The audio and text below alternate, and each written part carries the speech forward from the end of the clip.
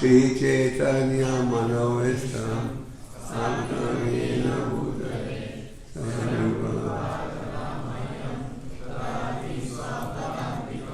Jai Shri Krishna Chaitanya Shri Hare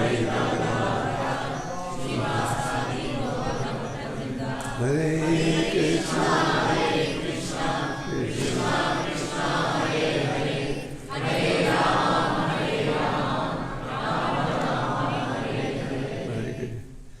Once again, I'd like to welcome all of you to the program this evening. I understand that we have limited time. I was told that the organizers are very strict that we finish the program by a certain time. So we're going to discuss the need for spirituality in society. Is that a good topic? Okay. And there's an urgent need for spirituality in society. In our Vedic dictionary, you read two words, pavarga and apavarga. Pavarga means pursuing the path of liberation, practicing those policies that will help you in the long run. And then there's apavarga. And this word apavarga has 5 different components. One component is parishram, labor. We have to work very hard in society today. Is that right? To make a 2 ends meet, you have to work harder than before. They say that pay the salary of 1, get the work of 4. Is that right in Detroit too? Okay. But that's in general. One of the components of Upavarga is parishram, hard work. Now when you work hard, what happens? You get tired. In the case of a horse, for example, foam comes out of the mouth. So you have to work very hard, in the end you get tired. Then what happens? You work hard, foam comes out of the mouth. But then there is fear, bhaya. Bhaya means fear. We all need a life of fear. Am I right? And we all need a life of fear. The fear strikes us in many ways. A nation may be scared of another nation. That's one gross type of fear. But then a businessman may be scared of another businessman. Oh, he's selling more products than I'm selling. That's another type of fear. Then we have fear somebody may break into our house. This may happen. There's a famous Vaishnava poet, Govindadas. He says, Bhaja Re Manashi Nanda Nandana Abhay Charna Ravindra Re. Oh my mind, you are full of fear. So is that true or false? We don't want to mention positions, but we do see in society, the higher your position, the the higher the security arrangement. And why the security arrangement? Because of fear. So, you work hard, you get tired, then there is fear. Then there is disappointment. Doesn't matter how hard you try to please someone. Is the other person pleased? No. No one is pleased. The employer may try his best to please the employee, or the employee may try his best, but it's very hard to please each other. And that's why relationships break up. And that's why there is so much disunity. We would all like to have unity, but in reality, what do we experience? Disunity. Prabhupada used to talk about the United Nations. The United Nations located in New York. It was formed with the purpose of uniting nations, but actually it turned out to be what? Just uniting nations. So, there is disappointment. Doesn't matter how hard you work, you can never please everyone. And ultimately what happens, there is mritya. There is death. So, we have a choice.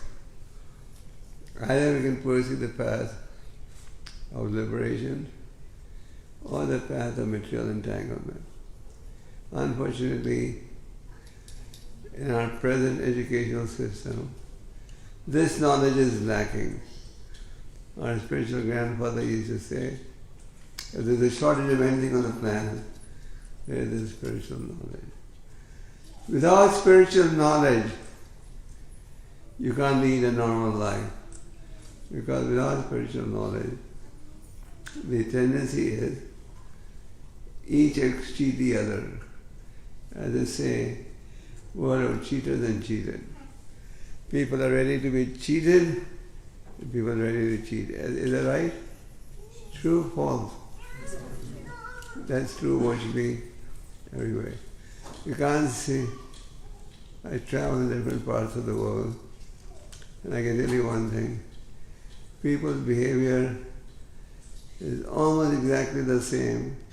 Doesn't matter where you are. There was a time when people thought, oh, in India everybody was spiritual and sacred. But the environment there is almost the same as here.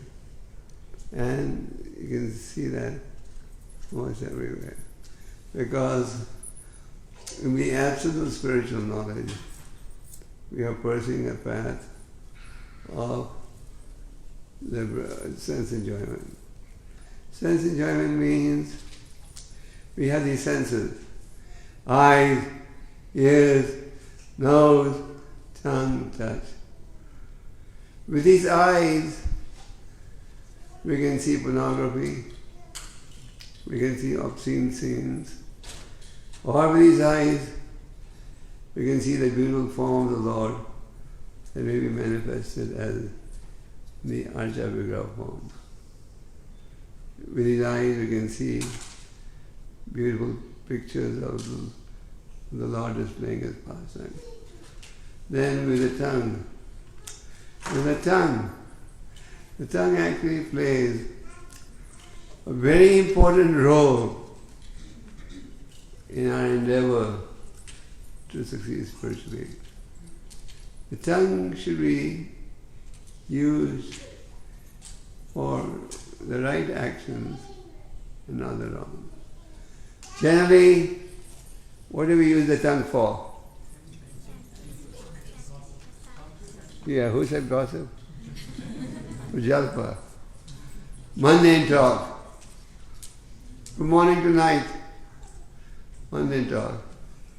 You go to any park, you go anywhere, people just talking.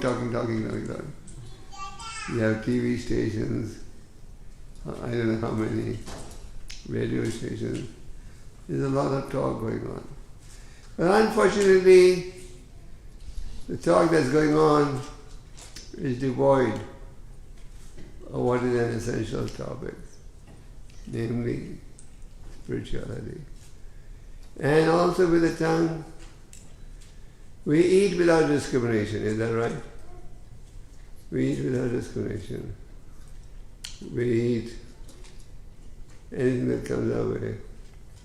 There's no concept of what happens after that.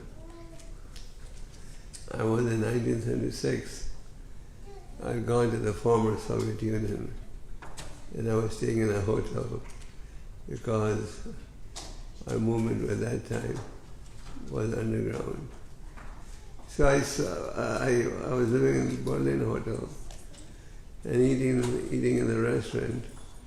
The restaurant manager was very nice. He was giving me bread and green peas every day. But I saw that there was a lake over there, and I would see people go there, identify something, and then the waiter would bring something to the person at this table. And later I discovered, these were live fishes. And people would choose the fish they want to eat. And they would pick it up, kill, and eat. So society, and similarly, this practice is going on with other animals also. So we eat without discrimination, without any understanding what the repercussions are going to be. In the scriptures it is said, patam patam pam tvayam. And even in the Bible it is said, thou shalt not kill. But we don't care. So this tongue is being misused. So what do the Vedic scriptures say? The Vedic scriptures say, the Athatha Brahma Jigyasa. Now you've got this human life, don't waste it. How many of us realize that the human birth is very rare? Very few. Of course, in this audience, we have regular practitioners of Krishna consciousness, and we have our esteemed guests, members of the congregation. Some may be more immersed, and some may be in the beginning stage. But nevertheless, everyone who is here has one common goal, some element of faith in the importance of spirituality. So without spirituality, mankind can never be successful or peaceful. We may have various speeches, various peace conferences, but actually what is there? We see the opposite. So Krishna consciousness means leading a civilized life, learning what to do and what not to do. It's not a movement that preaches inaction. Sometimes people have this false fear. If I take a Krishna consciousness, I will have to abandon my professional duties, professional goals, or professional assignments. No. Krishna consciousness means recognizing there's a God in control. We call him Krishna because that is the wording of the scriptures. And where are his teachings we found? In the Bhagavad Gita and in the Bhagavatam. These are books of knowledge. There are two types of knowledge, material knowledge and spiritual knowledge. Material knowledge also has a place, and we all do benefit from material knowledge. Just like I'm addressing all of you right now.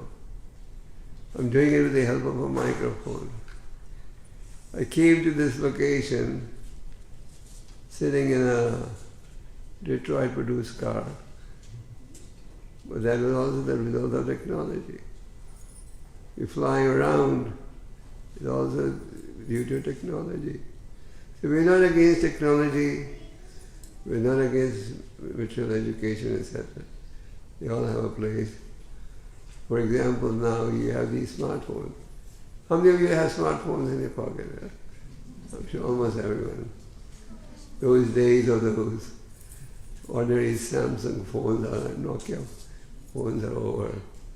Now is the smartphone generation, and you know what's going to come up next year. And if you look at these smartphones, it's almost unbelievable the functions that they can perform. So you can use it correctly or incorrectly. Incorrectly would be you stuff your smartphone with pornography and other obscene literature. And correct utilization would be you inject in your smartphone proper books, DD pictures and so on. So that whenever you get a chance, you can read to it. I've had so many devotees tell me, now they have the facility to read the Bhagavatam at work without anyone noticing it. You have to thank the smartphones for that. So you can have Prabhupada's books in the smartphone and read it whenever you get 5 minutes. So material education is geared in a certain direction. And that direction is sense pleasure. Am I right? Sense pleasure. Material education doesn't, it just helps you increase the quantity, whereas spiritual education helps you to observe quality. Material education will tell you how to become rich, how to become more successful, and in this part of the world you actually have courses of anything you want to do, isn't it? How to increase your motivation, how to make a dead man alive. You know, so material education teaches you how to increase the quantity, how to multiply your wants, your desires, etc. You have the whole medicine industry located in New York that tells you how to create an appetite for material things. What does advertising do? Has anyone studied that? Advertising creates an appetite. Like you eat something to create better digestion.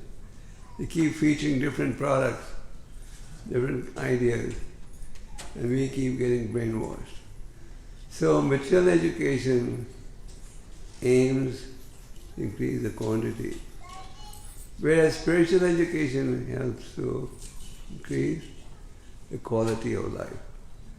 Quality of life in the sense, it makes you realize that human life has a purpose. The purpose is not just to imitate the animals. The purpose of human life is to ask some basic questions. What are the questions we should be asking? Who knows? Who am I? Where am I coming from? And where am I headed for?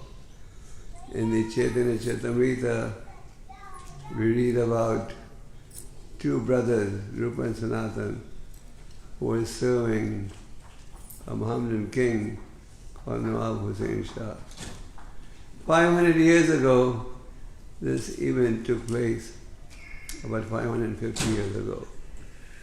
550 years ago, the richest country in the world was India, and the richest part of India was the kingdom of Bengal. These two brothers were holding very important positions. But when they met Chaitanya Mahaprabhu, they said, "Kya People in society think we are living very learned, but we don't even know who we are." So this is our ignorance. We don't know who we are. We don't know what is the purpose of life. This is the absence of material or spiritual knowledge. We have universities in this country which have thousands of departments. Last I gave a lecture at Stanford University, and they told me that they had 2,400 departments, but not a single department that told you what happens after death or what's the goal of human life. So we should be inquiring, Kya who am I? Who am I? Bhagavad Gita in the second chapter gives us a very lengthy explanation. Lengthy in the sense Krishna uses many verses of the Gita to educate us to understand who are we. He explains, within the body there is the soul. Most people to today's society do not believe in the soul, or many people I would say, do not believe in the soul. Why? They would like to believe I can do what I want and everything to the end with death in this life. So I don't have to worry about the future. But the moment they accept that within the body there is a soul, and the nature of the soul is eternal, transmigrating from one body to another body, then they also have to accept that there is a possibility of reward and punishment. They deny the principle of eternity of the soul, and that is unfortunate. So spiritual knowledge means to understand that this soul is there in the body, and the body we have is perishable. The body we have goes through 6 stages of development. First is birth, then growth, then it maintains itself, then it produces byproducts, then it begins to dwindle, and finally it, what happens? Vanishes. Krishna says in the Bhagavad Gita, just like we discard our old clothes and wear new clothes, the soul leaves one body and accepts another body. Now the next question could be, since the soul is eternal and the body is perishable, what type of body will the soul take? Someone may say, oh, I want the body of a millionaire. So what type of body will the soul get? That will be determined by your action. This principle that there is soul in the body is also supported in the Bible, where it is said, what shall I do if gain unto the whole world and suffer the loss of eternal soul? And what type of body will you get? As you sow, you shall reap. Based on how we act. Therefore, in the Bhagavad Gita, there's a chapter called Karma Yoga. And Krishna explains, we all have to perform action, am I right? Can you live without action? Just like in the audience, most of you live at home, I would say nearly all of you. And in the Bhagavatam 7th canto it is said, one is a householder, he has to earn his livelihood. Householder means one who's married, lives with wife and children. So you have to earn your livelihood. So we all have to perform some action. And Krishna says, learn to perform your action for me. There's one verse in the Gita where Krishna says, Yat karoshi yadashnasi, yad jihosi dadasi yad, yat avasosi kansaya, tat kurishamar. Whatever you do as it as an offering unto me. Whatever charity you do, whatever action you do. So in the chapter in Karma Yoga, Krishna doesn't say don't act. He says act for my pleasure. Just like Krishna told Arjuna, engage in this battle with your mind and intelligence dedicated to me. So Krishna says, a lotus leaf is in water but doesn't touch the water. Sometimes when you use this example in certain countries like Russia, people don't understand it because they have no such experience.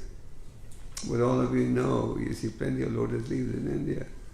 Lotus leaf is in water, but doesn't touch the water. So being Krishna conscious means learning how to act to do your duty, but not getting entangled with the different modes.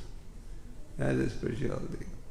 So spirituality means to understand why you, and what's our ultimate goal. Our ultimate goal should be to cross over the cycle of birth and death. The cycle of birth and death, to which we are all victims, is a very painful process. Birth, death, disease, old age. Are they enjoyable experiences? Are they? Has any doctor ever seen a child come out of the mother's womb crying, smiling? No. In fact, I've discussed this topic with medical doctors and gynecologists around the world. Why does a child come out crying? And they really have no answer. But the Bhagavatam has the answer. If you read the third canto, it's a very nice explanation. The child in the mother's womb is in a very uncomfortable position. Then, does anyone like disease? Do you? You may say America has all the... America is definitely very hygienic, very clean, and they have better, in some medical facilities. But has that reduced diseases? You conquer one disease, tomorrow another will go off. They're all diseases. We invent money, research to solving diseases. But the moment one gets solved, another comes up. One person told me, I'm not going to mention any names, now they're coming up with a new injection that's going to cost a fortune that will cure cancer. So they keep giving us post-dated checks, scientists and the scientific committee. At one time they said, we're going to produce medicine in outer space, and medicine in outer space will cure diseases, and medicine on the earth cannot do this. Well, that is still coming. In 1952, the first Russian Sputnik of Gagarin went in outer space. Any of you remember that? No, you're behind the times. It was 1952. The first Russian Sputnik went in outer space, and after that, the Sputnik race started. So, right after that Sputnik went in outer space, our spiritual master Prabhupada wrote a book called Easy Journey to Other Planets. What a nice name. So this desire Prabhupada wrote to go to other planets is nothing new. But the process of entering these other planets is not through some mechanical device, but through spiritual devices. So, without spirituality, we are in ignorance. In the Srimad Bhagavatam it is said, blind leading the blind. What would happen if a blind man is leading other blind men? What will happen? Who knows the answer? They'll all end up falling in the ditch. In France there's a museum called La Louvre. Louvre in French means museum, and La means the. This is a world famous museum, and they had a painting which was published in our Back to Garden magazine about 20 years ago. The painting showed a blind man leading other blind men, and they all fall in the ditch. I think they probably got that inspiration, the artist from the 7th canto. So Prahlad Maharaj says, two characteristics. Simply chewing the chewed and blind leading the blind. What does simply chewing the chewed means? It means I've tried everything. I've seen all the movies. Like there's one telephone company in India called Reliance. They came up with a package a few years ago to lure customers. They offered over 1 crore movie songs and umpteen number of movies and other entertainment devices. And people said, "Oh, great! We're getting to see so many movies free. We'll have access to so many songs free," and whatnot, everything they had. But what's the difference? You've already seen so many movies.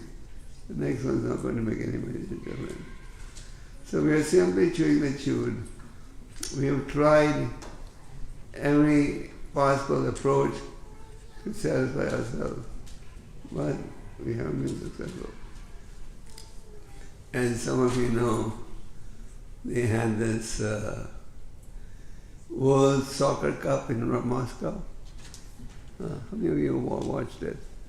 Any of you watched it, you won't tell me. Anyway, I was in Moscow at the time the World Cup started.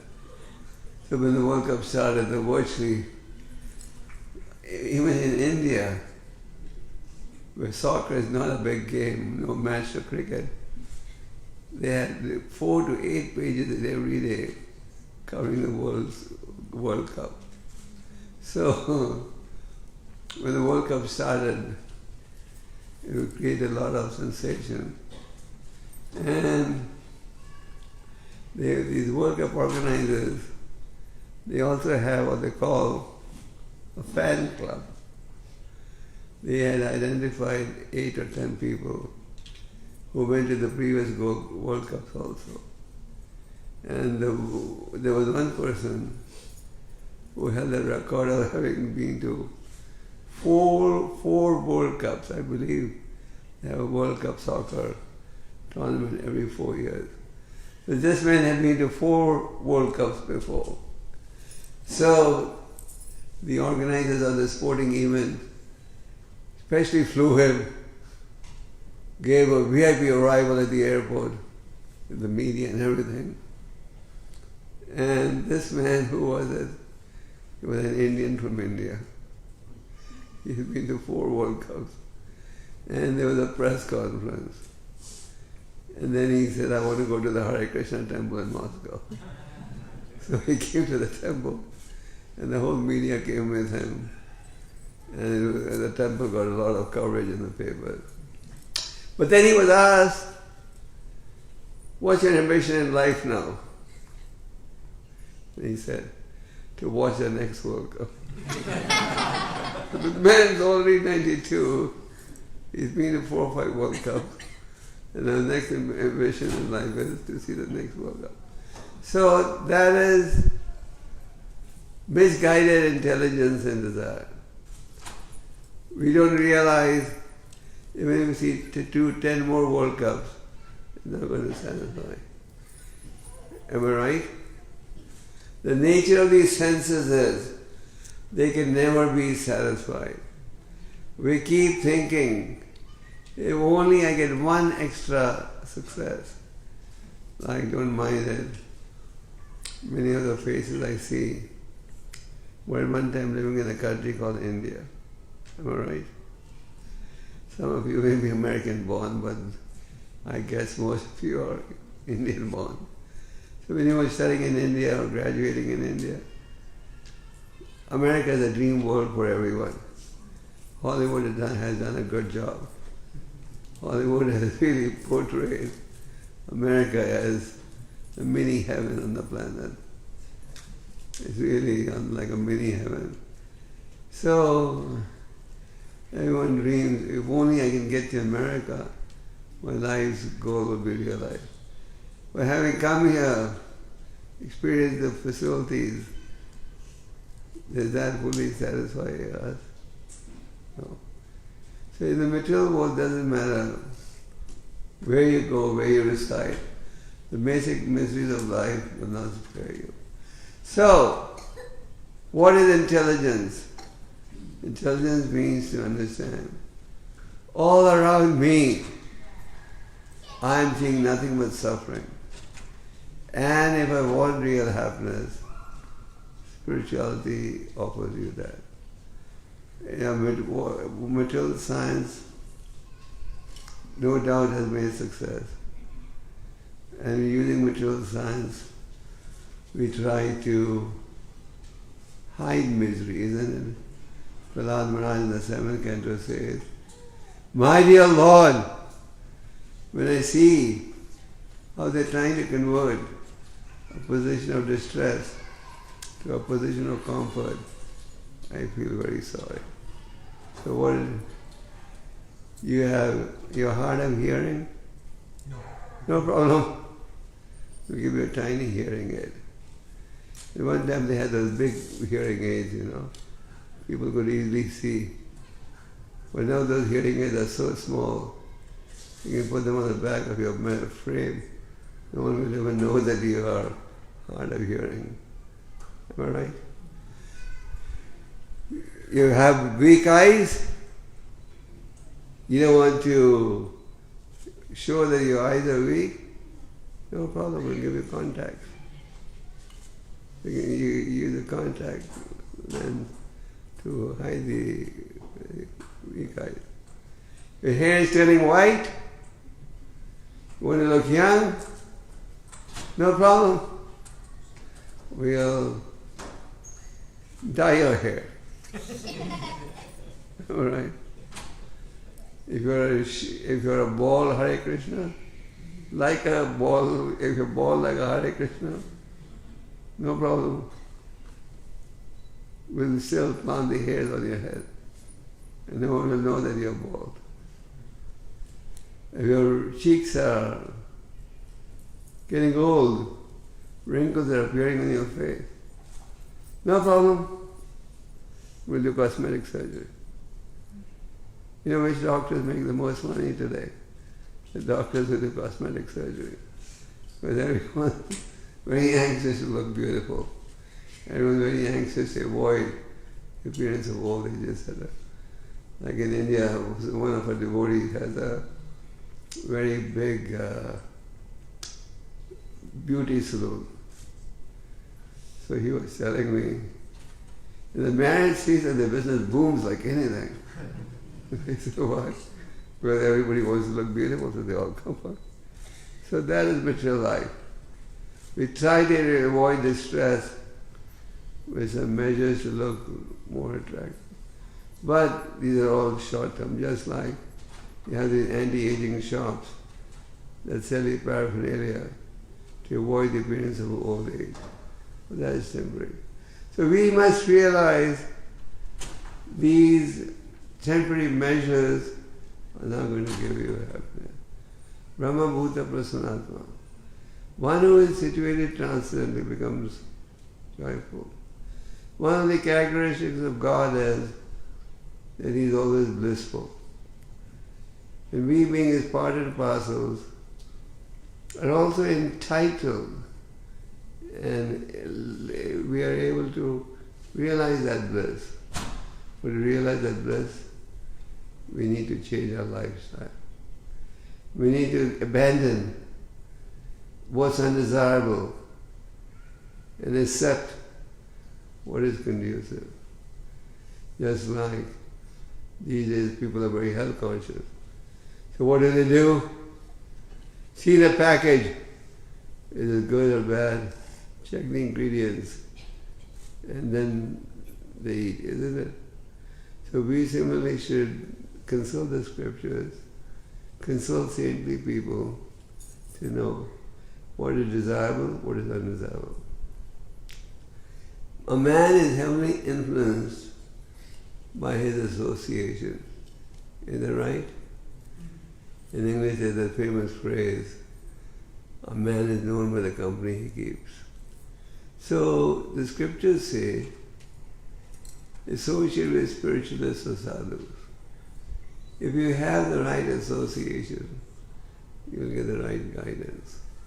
And if you follow the right guidance, you'll be able to reach our ultimate destination.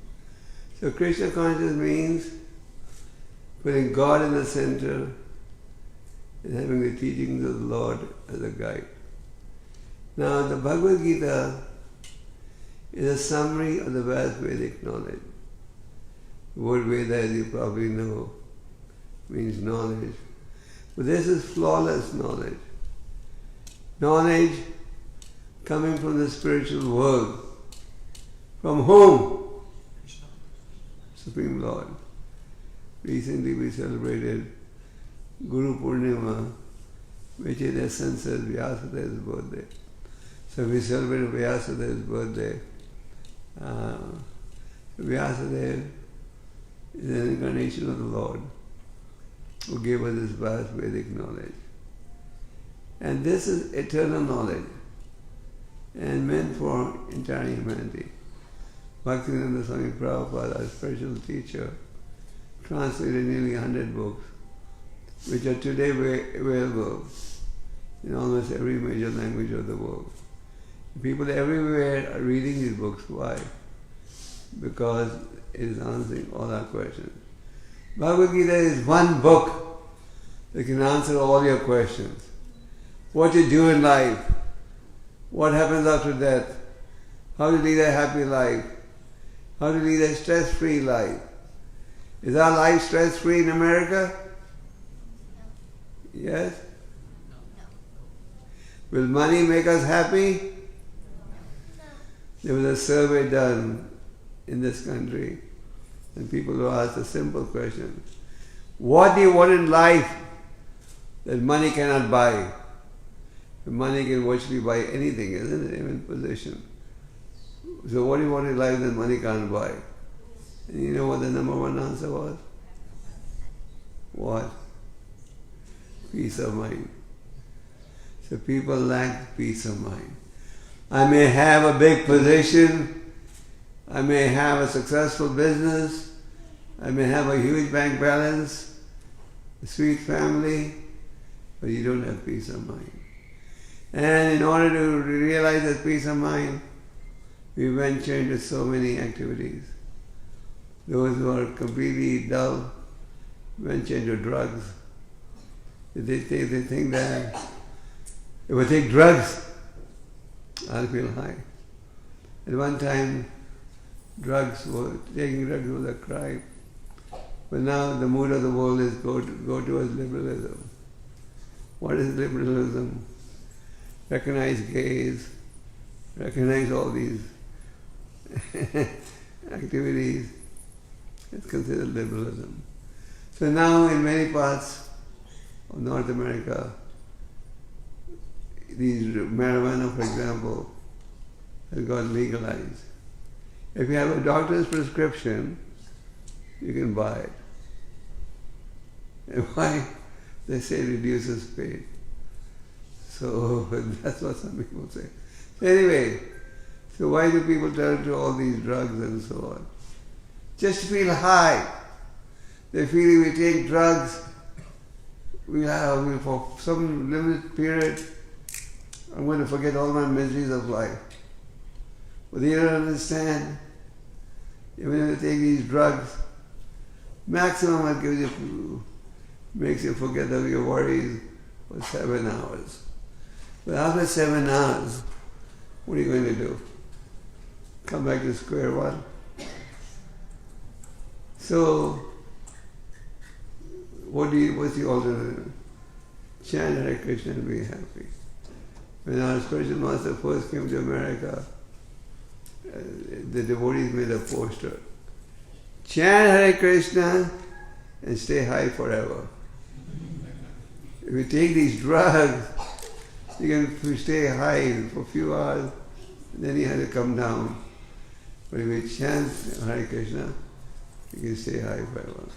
So the purpose of our programs is to induce people to change their lifestyle. We don't say, don't work, abandon your family. In fact, there's a nice story. In the Chaitanya Charitamrita, we read about Lord Chaitanya touring southern India. Lord Chaitanya was on a tour of southern India, and by his preaching, he converted the whole area to the path of Vaishnavism. He came to the house of a Brahmin devotee called Kurma. The Kurma Brahmin washed his feet and said, "My dear Lord, I want to leave home and travel with you." But Chaitanya said, "No, don't leave home. Stay where you are. Chant Hare Krishna, read the Gita, preach the glories of Krishna's name and the glories of the Gita. And this way you'll always be with me and I will always be with you." So, Krishna consciousness doesn't say abandon your responsibilities, etc. You can practice Krishna consciousness in any situation. And the easiest process is to chant these names of the Lord. Just like for different medicines, just like for different diseases, there's a different cure. Is that true? Yes. Or do you walk into a drugstore and take any medicine and say, this is the cure? For every disease, there's a specific medicine. Is that true or false? Universally true. So, the four principal ages. Satya Yuga, the lifespan was 100,000 years. Now our modern day people may not believe it. They say, everything in the Vedas is mythology, everything is imagination, is fiction. During the British rule, the Britishers had their scholars study Sanskrit. And after studying Sanskrit, they started translating Vedic texts. And they started saying, this is all mythology, it's all imagination. So it's not mythology. What the Vedas have to offer is concrete, flawless knowledge. So the lifespan was 100,000 years, and people could meditate up to 60,000 years. But can you meditate today? Can you? You may say we have a lot of forests and a lot of mountains. But even if you go to the top of the mountain, you have the aeroplanes flying on the top. Right? So it's not going to be possible. Then came Chaitanya Yoga, in which the lifespan got reduced 10 times further to 10,000. And the process in that age was elaborate yajnas of sacrifices, such as you needed genuine brahmanas who would perform the yajna. And these brahmanas were so qualified, so genuine, that they could ignite fire, not by using a matchbox, not by using a cigarette lighter, but by just chanting mantras. You have those brahmanas today anywhere? Yes or no? No. These are brahmanas who say, okay, when we do yajna, my fees is so much. And if we don't agree on the fees, they won't come. And then you needed pure ingredients, like pure butter, milk, etc. So that's also not feasible. Then came Dwapara Yoga, in which the lifespan got reduced 10 times further to 1,000. And the process was elaborate gifts to the Lord. You will be told, you can come to the temple, but please bring at least an ounce of gold. You say, then I'll go once in a decade. Not once every week. I can afford that. Then came Kali Yuga, in which the maximum duration is how long? 100 years. 100. Few exceptional cases. Of course, in America the lifespan is longer than anywhere. Americans have the longest lifespan. In some countries like Russia, the average age is about 58. But in America it's in the 90s. Insurance companies don't like it because the medical bills are getting higher and higher. So the insurance companies are complaining. They say one man's food is another man's poison. So, this is Kali Yuga. with a maximum duration of 100 years. And what are the characteristics of this age? They are misguided. Is that true? Especially the youth of the country, the youth on the planet is heavily misguided. The youth is led to believe this is the path to happiness. And we are all misguided. Quarrelsome. Is that right? Is there a shortage of law firms in America? You can go to some buildings and virtually every office is a law firm. So, why do you have law firms? Well, people are peaceful. No. Law firms because people are quarrelsome. So people are quarrelsome, lazy, misguided. So in this age, the Lord has given a very simple process. What is the process? Chanting the names of God. So this chant is coming from the spiritual world. And this chant helps cleanse the heart. And it helps give us real happiness, which is transcendental happiness. So we're very grateful that all of you have come. I think most of you chant Hare Krishna, but some of you will not be chanting. So those who are not chanting, I request, how many of you in this audience do not chant Hare Krishna? Okay. So those who do not chant, you try to chant. At least you have nothing to lose. And those who are chanting can endeavor to chant better. So this chanting of the holy name is the recommended path in this age of Kali for self-realization and happiness. And this is going to give you real happiness. We may say, well, how do you want me to, how am I to believe it? You can only believe it if you experiment. Our spiritual master used to say, we can show you a bottle of honey, but for you to really believe that honey is sweet, what do you have to do? Taste it. Can you see, just by judging this, looking at the bottle? No.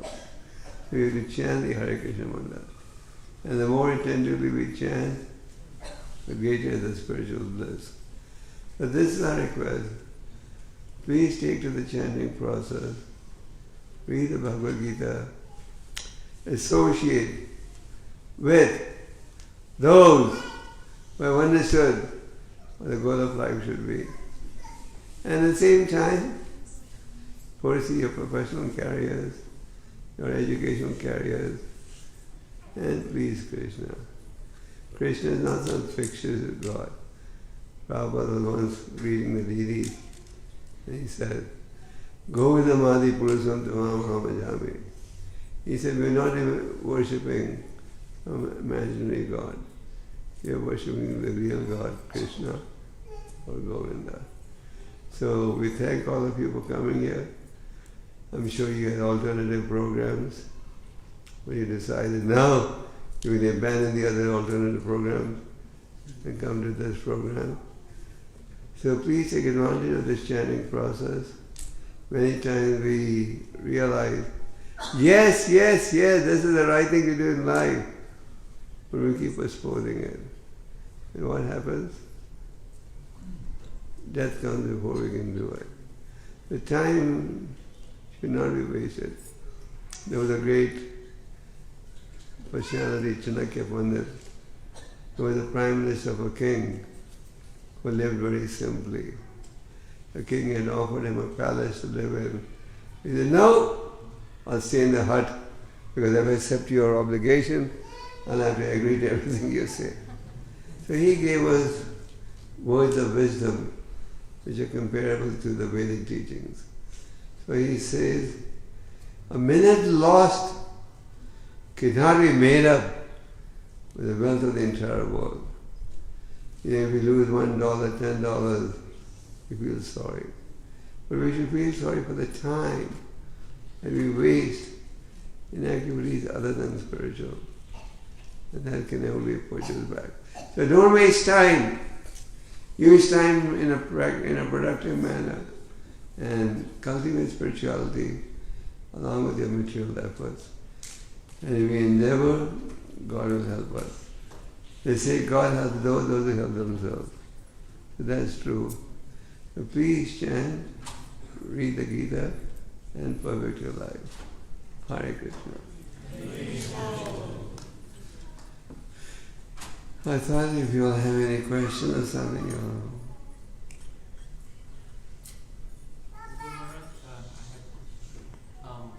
I have a colleague at work who's a Christian, he goes to church very regularly, and he describes his activities in the church.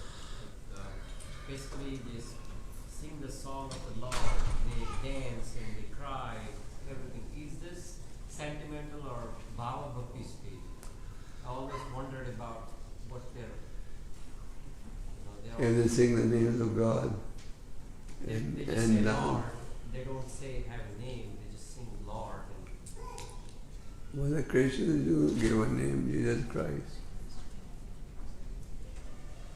They do have a name. Well, I can't speak specifically on what they do in this church. But when you chant the name of the Lord, you do feel happiness.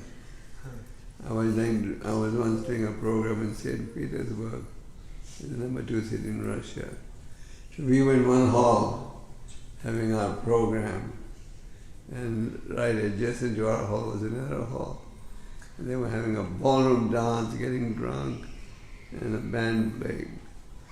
So the sound from our kirtan was penetrating into their room, and their rock band music was penetrating into ours. So they were very curious. What are we doing?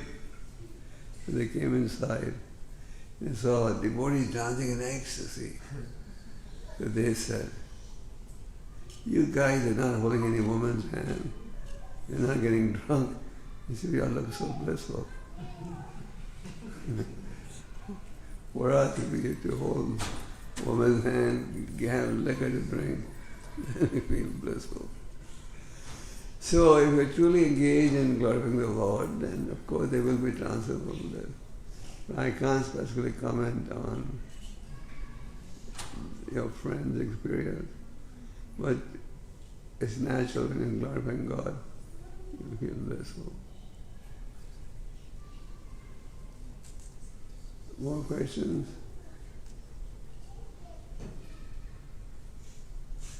Yes.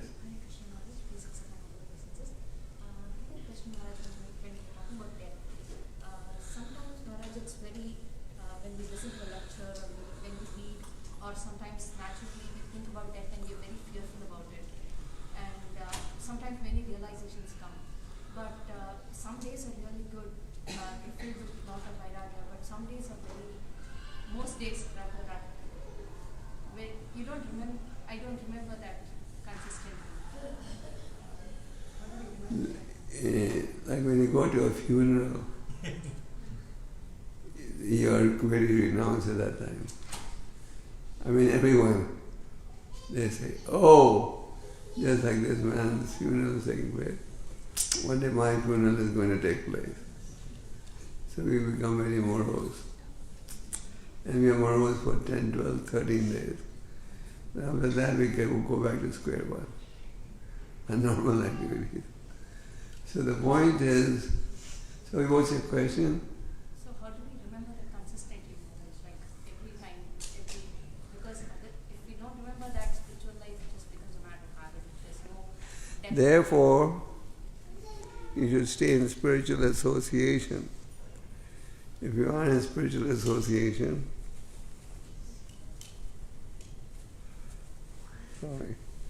if you are in spiritual association and you're reading the books regularly, then you'll stay on the right path. But if you don't have this association, then to remember is not easy. That's why all the scriptures, all our sages, have pointed out the importance of association. There was once a hunter who was half killing animals, and he would see them suffer. And when they would die, he would rejoice and sell their flesh. So now the Muni was passing by and he saw all these half-killed animals. He said, "Who is responsible for half-killing these animals?" And the hunter emerged and said, "I, Vrigari, the deadly hunter. It gives me great pleasure in half-killing animals and seeing them suffer." So now the Muni explained what the repercussions are going to be. Why he said, "Why don't you fully kill them?" This hunter got so transformed, he would not even place his feet on the ground till he made sure there was no entity on the ground. So you may say, "We are not Narada Munis." We know you are not. But if we associate with people who represent Narada Muni, we'll also be protected. Yeah. More questions? Yes, in the back. You have to speak a little louder. Question about the chanting.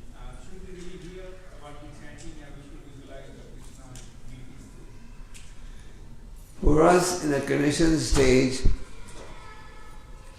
it's better we hear Shravanam and Kirtanam. So when you chant, just like your normal diet is consumed through the mouth, isn't it? Am I right? If you take a dropper and put some soup in the ears and the eyes, it won't reach the stomach. If you put it in the mouth, it will reach the stomach. Am I right? So the spiritual medicine is consumed through the ear. When you chant and listen, then gradually, as the heart gets cleansed, Krishna's pastimes can get revealed. But initially, that's the effort. Yeah. Just like you may be sleeping, there's a fire next door. You could even get burnt. If you're sleeping and someone will come and say, wake up, there's fire!" Then you hear and you run, isn't it? So hearing is very important. Okay, more questions? Someone making a note of questions? No one. We'll give an award to the best question. It was your job. Yeah. Guru Maharaj, the usual tendency in many people who are new to maybe Krishna consciousness is to link the spirituality with material gain, or at the least material security. But how do you explain to somebody who's just taken up Krishna consciousness chanting, and if they're facing some material failures or loss? I mean, sometimes we think, if I chant Hare Krishna, my stock should go up. And my health should remain healthy. And my children should get outstanding results. And if it doesn't happen, we say, what's the use? I got initiated, I'm chanting, and my stocks didn't go up, my children. So that's not the expectation with which we should get initiated. Of course, Krishna does say in the 7th chapter, people come to me due to 4 factors. What are they? One who wants money. I was told that people in Detroit don't want money. They're very renounced. Okay, maybe not so enough. If you want money. The other is one who's in distress. Are people in Detroit in distress? everywhere. Then the inquisitive and the genuine seeker of knowledge. Krishna says all these four are punyatmas. At least they are coming to me. So it doesn't matter what the reason is, come to the Lord. We should understand we all have our history of karma. And based on our history, we get rewarded or punished. So those, we should not think, now I've come to Krishna consciousness, my past karma is wiped out to zero, and I can do what I want, and I have just benefit. No doubt your karma gets reduced when you surrender. It doesn't become zero. And we don't tell people, if you chant Hare Krishna, financially you're going to become a billionaire. You'll become Bill Gates. We don't tell that. Is that your question? Yes. Okay, any more questions? Yes. So Guruji, you mentioned about that when we do a duty, we should not be affected by the moods. So We should not be affected by the mood. yeah, like, What do you mean? Yeah. so how to do that? How to go beyond the moods of Beyond the mood, there are three modes. Goodness, passion, ignorance. Goodness is superior to passion. Passion is superior to ignorance. When there is something superior to goodness, that is pure goodness. So if we are, even if you are influenced by the mode of goodness, there is competition going on between the modes. Sometimes passion wins, sometimes goodness wins. But if you come to pure goodness, that means come. That means come with me, I am going to serve Krishna. Then you don't get affected. So pure goodness means you're serving the Lord without any motivation. Is that your question?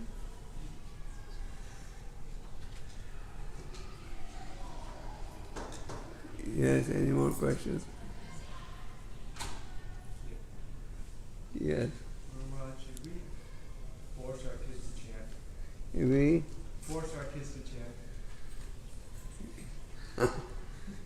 is that good or bad? Is that your question?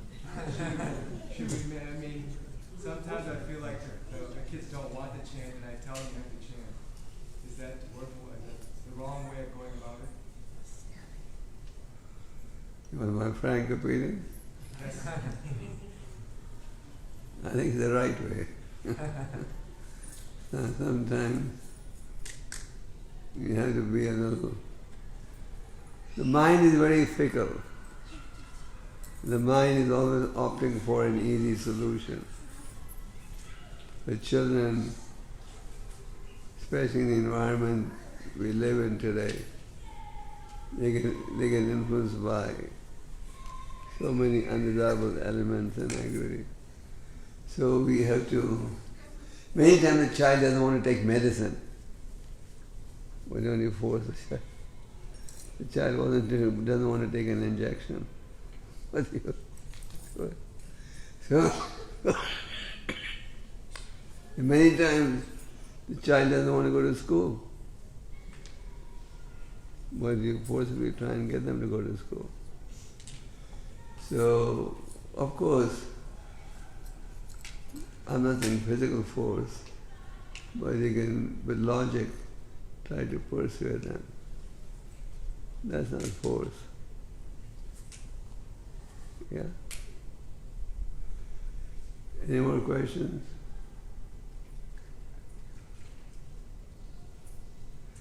No more questions? Yes? When we are teaching the Bhagavad Gita, I'm sorry, could you please repeat your question? when we are teaching about the Bhagavad Gita to every age group, it is becoming different way of explaining. For till the 5th graders, it's different. But with the teen and the 8th, 9th graders, how do we explain them? The importance, do we tell them about the Could you repeat your question? how do we tell the teen the importance of chanting or the importance of knowing Bhagavad Gita or reading the Bhagavatam?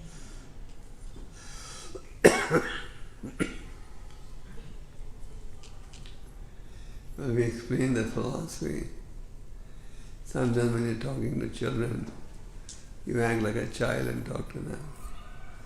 So you may have to use different ways of presentation for the basic philosophy. Some you may have to explain some graphics, some examples, but the basic philosophy remains the same. So what's your question? Your question is? The teenagers, I'm not getting an exact way to introduce them, so I was a bit confused with how to start. Tell them it's a book that guarantees you happiness, which is a fact. We have to, for teenagers to live in an environment where they believe accepting Bhagavad Gita is you don't have to accept the Bhagavad Gita. Unfortunately, the teenage, if children from a young age are taught of the values of spiritual life, then they grow up with a different mentality. If the teens have already been exposed to wrong things, then to undo that dirt takes a little time. But we should keep attempting. I know cases where teenagers have changed their lifestyle. So we should keep trying. Try again. You'll succeed at last. So, Guru Maharaj, we started with the Gopal Krishna. You feel that you're going to start with that age group? It all depends who you're talking to. The same I don't think age group is a thing. the same I think you should look at individuals. You can have people in the same age group, one completely different from the other. It doesn't mean that all people in the same age group think alike. Is that right? So, any more questions? Maharaj, is self-realization possible without spirituality? Without spirituality, the only thing possible is materialistic civilization. No. Self-realization has to be based on spirituality. Self-realization and spirituality go together. They mean the same thing. Self-realization means you realize who you are. But who you are based on what? Just like you may say that the speeding limit on the highway is 65 miles or whatever, 85. Based on what? The government's law. So you're realizing the self based on what? Based on the teachings of the Lord, as revealed in the Bhagavad Gita. So there has to be some basis for your activity. Yeah. Okay? It looks like you're running out of gas. Yeah. How do we convince some like parents and others who are not introduced into Krishna consciousness? How to explain them the concept? You know, the unfortunate reality is, even amongst Indians, some of them are so far from spirituality that they think what we are doing is something crazy. There was one of our devotees traveling a local train in Bombay who were doing a japa. So when you're doing a japa, you had your hands lifted up. So his neighbor said, "Is your hand fractured?"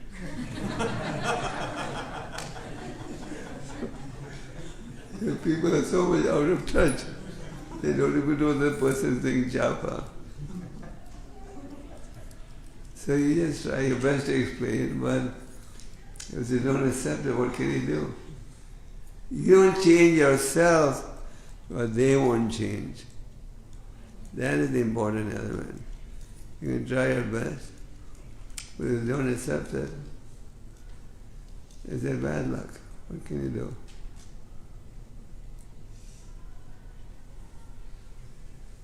Okay.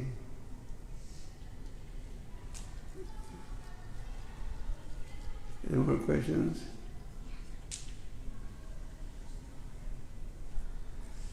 We stop now. So thank you very much.